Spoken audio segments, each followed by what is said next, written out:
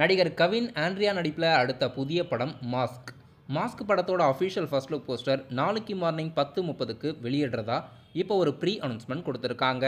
வெற்றிமாறன் அவர்கள் இந்த படத்துக்கு ப்ரொடியூஸ் பண்ணியிருக்காரு. படத்தோட ஷூட்டிங்கெல்லாம் எடுத்து முடிச்சிருக்காங்க.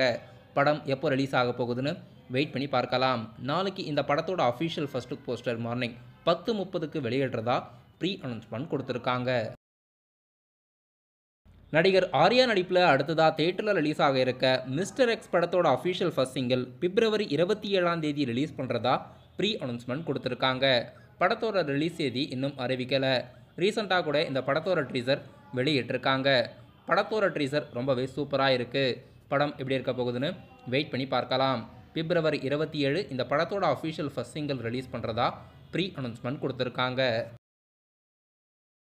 நடிகர் சந்தானம் நடிப்பில் அடுத்ததாக தியேட்டரில் ரிலீஸ் ஆக இருக்க படம் டிடி நெக்ஸ்ட் லெவல். படம் May 1 ரிலீஸ் ஆகுது.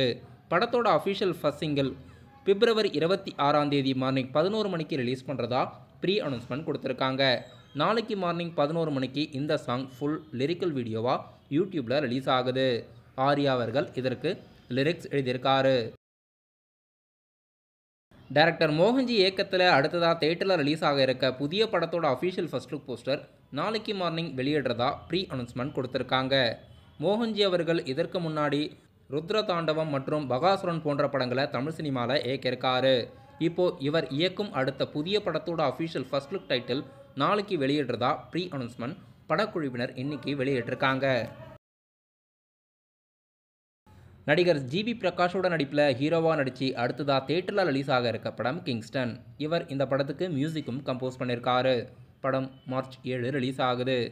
சி பேஸ்டு அட்வென்ச்சர் ஹாரர் படம். பிப்ரவரி 27 இந்த படத்தோட அஃபிஷியல் ட்ரெய்லர் ரிலீஸ் பண்ணுறதா ப்ரீ அனௌன்ஸ்மெண்ட் கொடுத்துருக்காங்க.